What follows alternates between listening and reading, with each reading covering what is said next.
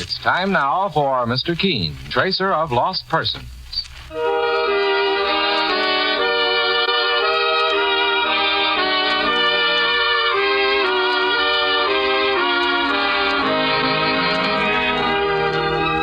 Ladies and gentlemen, Anison and Colinos present Mr. Keen, tracer of lost persons, one of the most famous characters of American fiction and one of radio's most thrilling dramas. Tonight and every Thursday at the same time, the famous old investigator takes from his file and brings to us one of his most celebrated missing persons cases. Tonight's case is entitled, The Case of the Man Who Invented Death.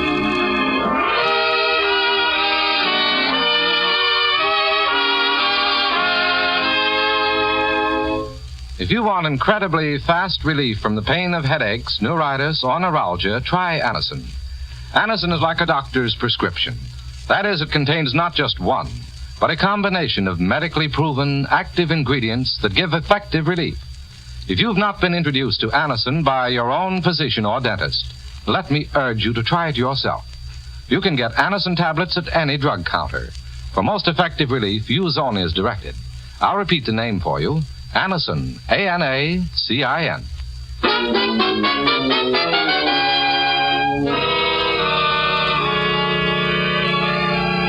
Now for Mr. Keen and the case of the man who invented death.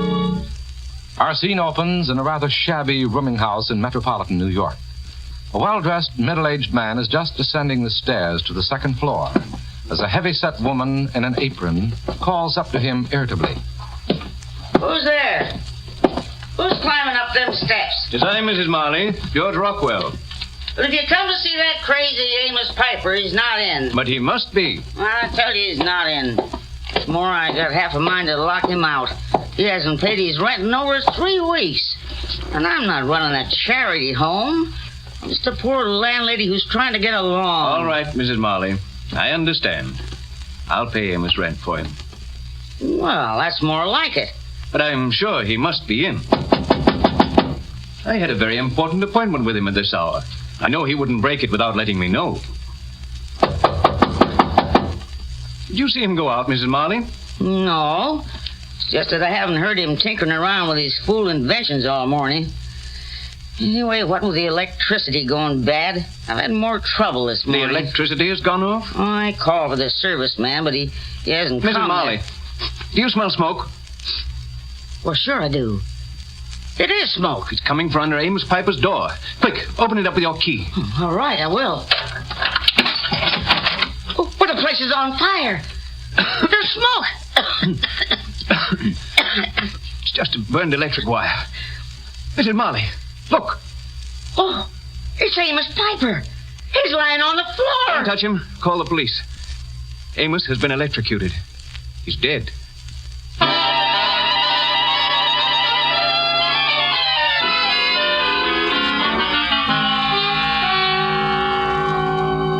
Are you sure that Amos Piper's death wasn't an accident, Mr. Rockwell? Positive, Mr. Keen. But if Mr. Piper was fooling around with high-voltage electricity, as you say he was, seems to me he was just letting himself in for trouble. And I agree with my partner, Mike Clancy. Tell me, Mr. Rockwell, why are you so sure it was murder? Because someone had tampered with Amos' electric equipment, Mr. Keen. The police agreed with me when I pointed it out. Certain wires had been deliberately changed, and an electric booster had been added, raising the amperage and the voltage. That's why the lights in the rooming house blew out. Amos had used that equipment many times before. It would have happened much sooner if the invention had been dangerous as it was when we found the body. Just what was he trying to invent, Mr. Rockwell? A machine for turning base metals like lead and brass into gold. Saints preserve us. What do you think he was, a magician? Well, many years ago, Mike, certain men who were called alchemists believed it was possible to turn cheap metal into precious gold. Yes, that's true, Mr. Keen. But in modern times, we recognize how impossible that is. Amos Piper must have been an eccentric. I suppose he was, but he was also a dreamer. One of the kindest men I've ever known. And I'm going to miss him. How long had you known each other, Mr. Rockwell? At least 20 years. When we were younger, we both dreamed of being important scientists and startling the world with our inventions. But I was more realistic than Amos. I knew after a while that dreams alone won't make one successful. So I entered business and forgot about inventions. I see. I now own a manufacturing plant, but Amos kept right on trying to invent things. Well, did he ever hit the jackpot, Mr. Rockwell? No, Mr. Clancy. His big ambition was the gold machine. Once or twice he turned out a few trifling inventions which he sold. He managed to eke out a small livelihood on his royalties from those. But more often than not, I had to come to his rescue financially. Although most of the time he never knew. I can see that you felt very close to Amos Piper, Mr. Rockwell. Tell me, did he have any enemies that you knew of? No, Mr. Keen. He was a man who never harmed a living soul. Some fiend devised a way to get rid of him for some reason. And I want to do everything in my power to see that the murderer doesn't go unpunished. I understand. That's why I came to you, Mr. Keen. You have a reputation for being one of the greatest investigators in the country. Not only that, but you have a genuine sympathy for the underdog, for people who are wronged. Well, Amos was wronged. No matter how eccentric his ideas were, he was a good man. And no one has the right to take anyone's life, Mr. Rockwell. Then you'll enter this case and investigate it along with the police? I'll do everything I can. Thank you, Mr. Keen. I knew I could count on you, sir. Now tell me one thing more before Mike and I have a look at the scene of the crime. You say the day you found Amos Piper's body, you had an important appointment to see him? Yes. He phoned me the night before and begged me to come over on the following morning. Did he tell you why? No, Mr. Keen. He just appeared very excited and said he was on the verge of some great discovery. Up to now, neither the police nor I have been able to find out just what that discovery was. Well, perhaps this mysterious discovery might provide us with an important clue to Amos Piper's murder. At any rate, we'll keep it in mind, Mark, as we try to put our hands on one of the cleverest killers we've ever come up against. There's no doubt of his cleverness, Mr. Keen.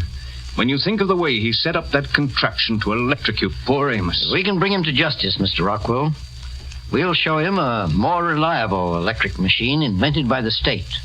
The electric chair for murderers.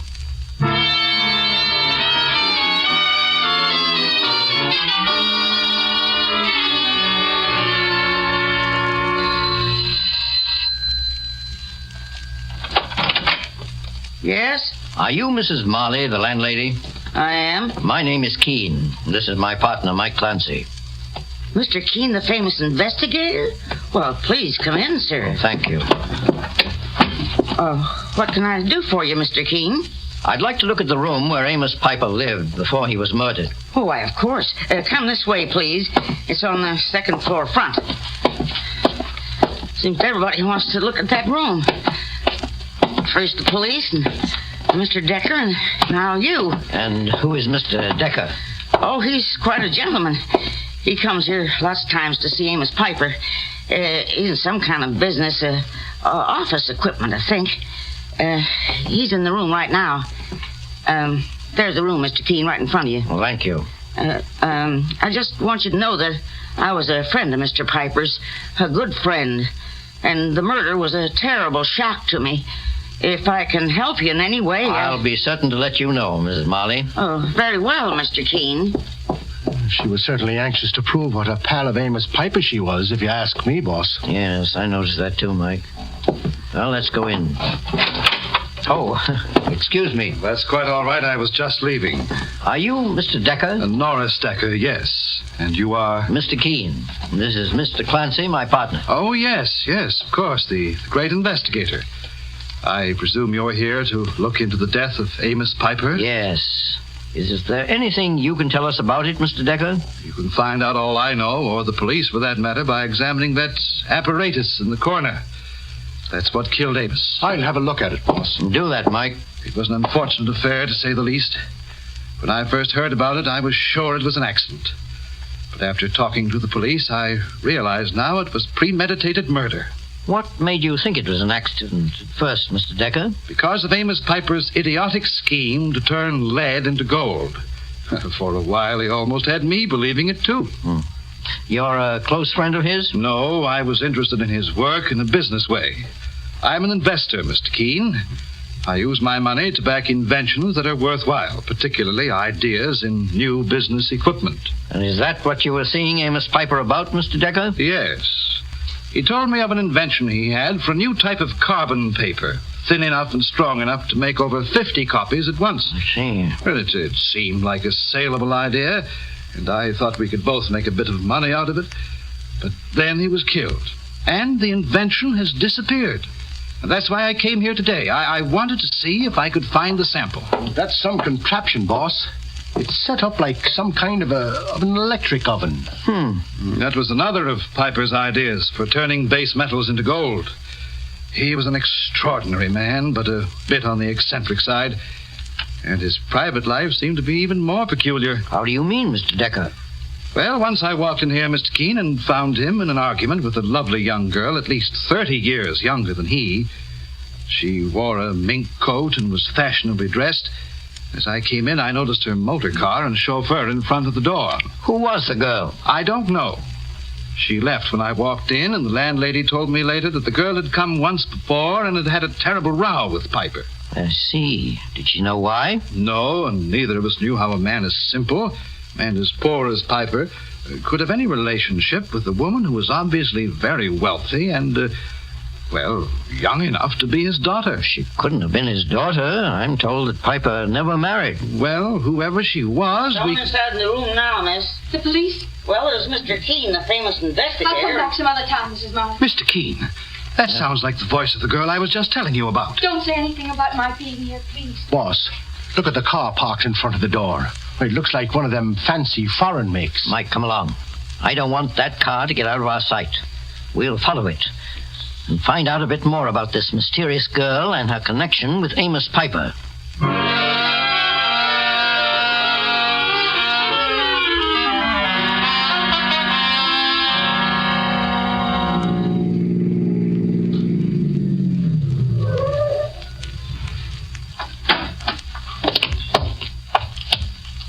She just went into that house, boss. Aye, it's certainly an elegant one. Let's drop in for a chat, Mike.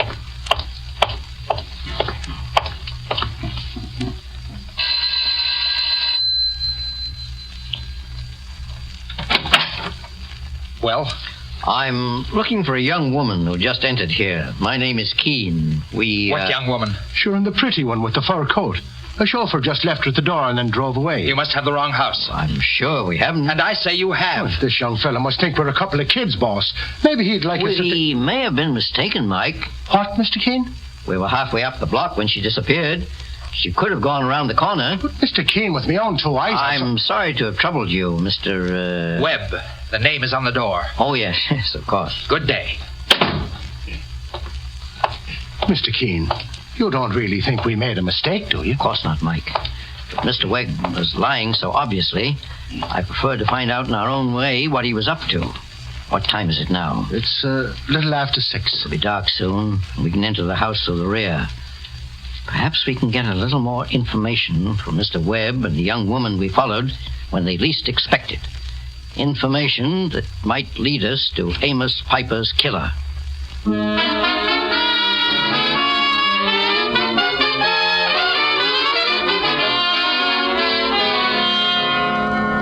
In just a moment, we'll return to Mr. Keen and the case of the man who invented death.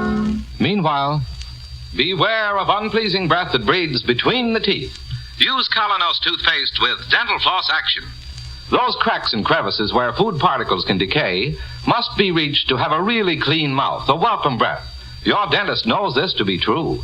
Use Colonos toothpaste with dental floss action. Colonos gives amazing dental floss action. That is, sends thousands of active cleansing bubbles to penetrate hard-to-reach dental areas. Helps dislodge bits of food that can cause unpleasing breath and tooth decay. Use Colonos toothpaste with dental floss action. Colonos has high polishing action, too. Brightens dingy teeth by removing ordinary yellow surface stains. Colonos is gentle, safe even for children's teeth and tender gums. Enjoy its cool, clean, minty flavor. Colonos is dentist recommended. Cleans your teeth bright, keeps your breath right. Use Colonos toothpaste with dental floss action. Get Colonos with dental floss action today.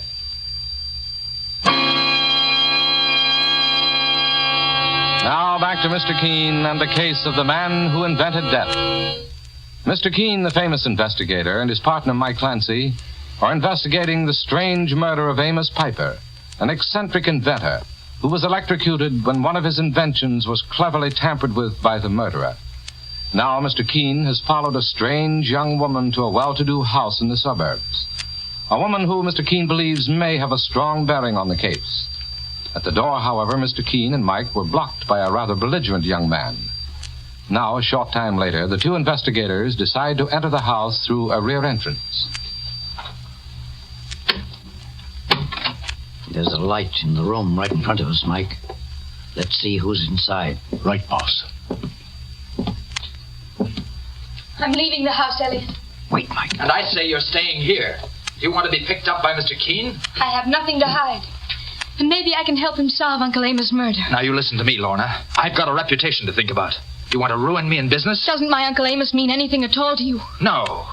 Besides, he's dead now, and there's nothing anyone can do about it. That's where we disagree, Mr. Webb. Elliot, who are these men? How did you get in here, Keen? My partner and I decided to enter without an invitation, Mr. Webb. Inasmuch as you were so anxious to keep us out. Why, I'll throw the two of you. Elliot, it won't do any good, and you know it. Not only won't it do any good, but I'm not so sure he can manage it. I overheard you say that Amos Piper was your uncle. Yes, Mr. Keen. I'm Lorna Webb, and Elliot here is my husband. May I ask why you made those secret visits to your uncle before he was murdered? I'll answer that for you, Keen. She was trying to keep me from finding out. Is that right, Mrs. Webb? Yes. But after your uncle was murdered, didn't you realize how serious the situation was? Didn't you think of contacting the police and identifying yourself even then? No, Mr. Keen. Why not? I don't know. Go on, Lorna. Tell him. Tell him you think I'm a murderer. Turn your own husband into the police for a crime he never committed. Elliot, why do you talk that way to me? We used to be so happy. That was before I found out you were seeing Amos again, in spite of what you promised. What was your objection to Amos Piper, Mr. Webb? He was nothing but a lazy sponger, Mr. Keen. He knew Lorna married a man with money, and he was just biding his time to take advantage of it. That's not true, Elliot. I begged Uncle Amos to come and live with us, but he refused. I know I handled this the wrong way. And I know you were jealous of Uncle Amos. Jealous? I don't quite understand the situation, Mrs. Webb. Perhaps you can explain. Mr. Keen, I'd been fond of Uncle Amos ever since I was a child. I worshipped him then. But Elliot, my husband, didn't want me to worship anyone, even a poor old man. He wanted all my affection for himself. I'm afraid now I've made a mess of things, and I'm going to regret it. Mr. Webb, does that explain your attitude? Mr. Keen, I admit I didn't like Amos Piper, but I wasn't jealous enough to kill him. That's ridiculous, and there's no basis for believing it. Is that what you believe, Mrs. Webb? No, Mr. Keen. Of course I didn't believe my own husband killed my uncle. If I did, I wouldn't be here now. We followed you here from the rooming house where your uncle lived, Mrs. Webb. Why did you return there today? To get Uncle Amos things, to look for his invention. He has a sister, my Aunt Martha, who is old and very poor. Whatever Amos had should go to her as his closest survivor. Exactly what invention were you looking for? The carbon paper or the machine he hoped would turn metal into gold? No, I was looking for the dye. The dye? Does that have anything to do with the new type of carbon paper he invented? I don't think so. I remember Uncle Amos telling me something about that carbon paper. He said the idea had been stolen from him. Did he know who stole it, Mrs. Webb? No, but he really didn't care. He didn't think it amounted to much. But the dye seemed to be worth something. Even Elliot thought so. I don't know anything about it, Lorna. When I described it to you, you said it might make a fortune. Well, maybe it was another one of your uncle's crackpot ideas, like the gold machine. Just what do you know about the dye, Mr. Webb? Well, Mr. Keen, according to Amos, it was a brighter, faster, and cheaper dye than any other now on the market. And he could make it in all colors. But he might have been dreaming again. I wonder if Mrs. Marley, the rooming housekeeper, would know anything about that dye. Or the carbon paper, for that matter. Mrs. Webb, would you get your coat? What for? I want your wife to accompany me back to Mrs. Marley's rooming house, Mr. Webb. You've got nothing on Lorna. I won't let you involve her in that murder. Then you do care what happens to me after all, Elliot. Do you think I ever really stopped caring? Oh, then we have nothing to be afraid of. You come too. Let's do everything we can to help Mr. Keen and Mr. Clancy. Is it okay if I go along, Mr. Keen? Of course, Mr. Webb. As a matter of fact, I want everyone involved in this case to be present when we discover the solution to Amos Piper's murder.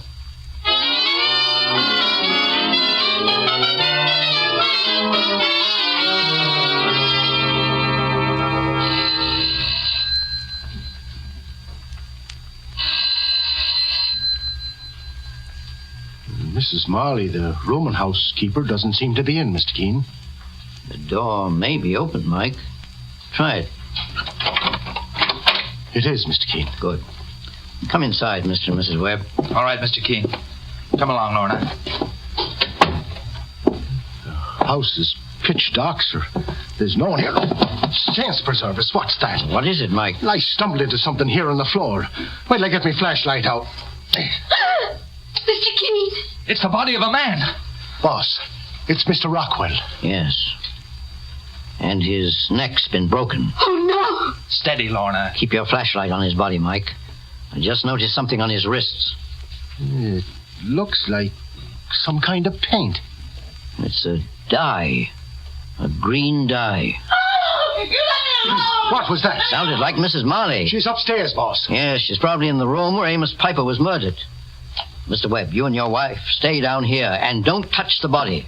Come on upstairs, Mike. Take your hands off me.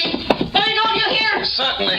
After I turn you over to the police. It's Mrs. Marley and Mr. Decker, boss. Mr. Keen, you've come at precisely the right time. Well, what's going on here? If you're looking for Amos Piper's murderer, there she is. That's a lie. I didn't kill him. Are you also going to deny you stole one of his inventions and sold it in your own name before it was patented? How do you know about this, Mr. Decker? Because I caught her one day coming out of the patent office, Mr. Keen, and I investigated. She stole Amos Piper's invention, then killed him so he wouldn't turn her in. Do you deny that, Mrs. Marley? Mr. Keen, I'll admit I stole it and sold it to someone, but I only made a couple of $1,000 on it, and I certainly didn't kill the old man for that. What about George Rockwell? What? The dead man downstairs. Dead man? You mean another man's been murdered, Mr. Keen? Yes, Mr. Decker. Didn't either you or Mrs. Marley see the body down there in the front hall? Oh, I didn't, Mr. Keen. Who entered this room first? She did. I found her here when I came up. I was still searching for that new invention of Amos Piper's. I found her here fooling around with that devilish contraption in the corner that killed Amos. Well, what have you to say for yourself, Mrs. Marley? I didn't mean any harm, Mr. Keen. I just wondered if there was anything in what Amos Piper believed, that he could turn metal into gold. I thought maybe I'd find something, and this was the first chance I got to look for myself. Up to now, this room's been filled with policemen and investigators. But I never touched that machine. Why, I'd be afraid to. We've caught you red-handed, and you know it. Take her away, Mr. Keen. I'll be happy to testify against her. I imagine you would be, to save your own skin, Decker. What? Decker, did you say you caught Mrs. Marley red-handed? Well, I've caught you green-handed. You mean here on my hand? Why, this is just paint. Really? And when did you get it on your fingers? Well, 2 or 3 days ago. Odd that it took so long to dry. You left some of it on George Rockwell's wrists. What? Only a man with strength could have killed Rockwell. He was a pretty big man himself. But someone with a knowledge of, well, let's say, judo or jiu-jitsu could have accomplished it. You must know a little something about judo yourself, Keen. Enough to tell when it was used to break someone's neck. Search him, Mike. Don't make a move, I warn you. Oh, he's even got himself a gun, boss. Now, you're pretty clever, Keen. I've got to hand it to you. I imagine you even know where this green dye came from. Amos Piper's invention. Right.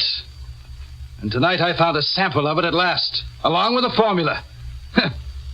The old fool never even realized he had something that would bring a fortune on the world market. But you did, Decker. I most certainly did. I also knew I had to take care of Rockwell. You see, he was a little too close to Amos Piper. And sooner or later he might have surmised why Piper was killed. And then he'd have thought of me. I'm afraid you won't get away with it, Decker. You posed as an old man's friend and benefactor to defraud him of his valuable invention, then killed him to cover your fraud. You're not going to get away with either the theft or the murder. And who's going to stop me? Maybe I will, mister. Come on and try it if you want a bullet through your head. Don't move, Mike. He means what he says. I'll say I do. And what's more, I'm... Ah! He tripped on the machine! Help me! Help! Mr. Keen! Cut your electricity off outside. Quickly, Mrs. Marley. I will, Mr. Keen. Boss, he's getting a terrific electrical shock. Don't touch him until the current's been cut, Mike. He'll pass the shocks on to you. Saints preserve us. He's dead, Mr. Keen. Yes. He shorted some wires in that machine when he fell over it. You mean he died the same way his victim died, boss? In Amos Piper's case, the electrocution was deliberately planned. Decker's was caused by a short circuit as he tripped over the machine. In any event, Mike, the result was a form of poetic justice. Amos Piper may have thought he was inventing a machine that turned things into gold, but it appears as though he actually invented death.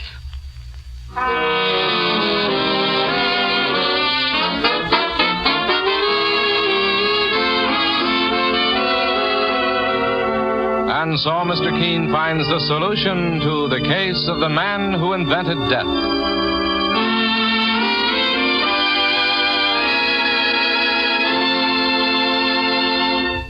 The next time you're suffering from the pains of headache, neuritis, or neuralgia, try Anacin.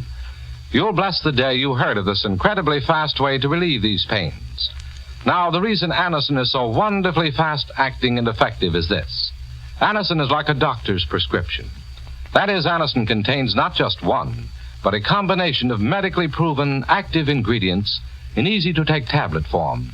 Thousands of people have received envelopes containing Anacin tablets from their own dentist or physician, and in this way have discovered the incredibly fast relief Anacin brings from pain of headache, neuritis, or neuralgia. So next time such pains strike, take Anacin. For most effective relief, use only as directed. Your druggist has Anacin in handy boxes of 12 and 30, and economical family-size bottles of 50 and 100. The name is Anacin, A-N-A-C-I-N.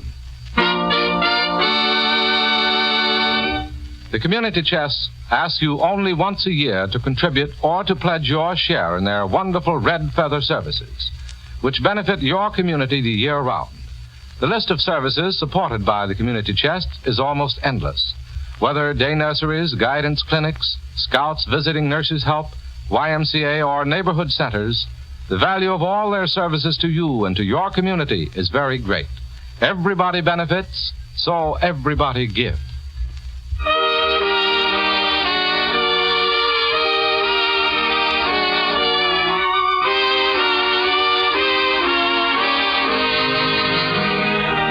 Mr. Keen, Tracer of Lost Persons, is based on the novel Mr. Keen.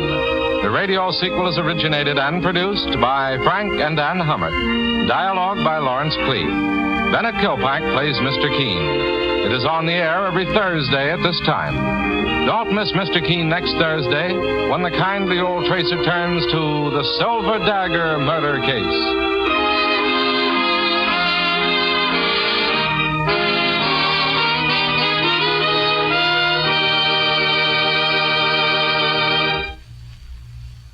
When muscles are stiff and sore from unusual exercise or strain, many people now use heat liniment, the liniment that's strong yet does not burn the skin.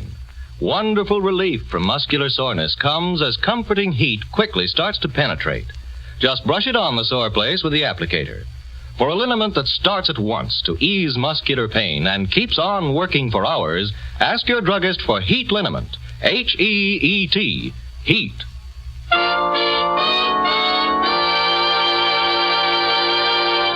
Mr. Keen, Tracer of Lost Persons, will be on the air next Thursday at the same time. This is Larry Elliott saying goodbye for Mr. Keen and the Whitehall Pharmaceutical Company, makers of Anacin and Colinos and many other dependable high-quality drug products. This is CBS, the Columbia Broadcasting System.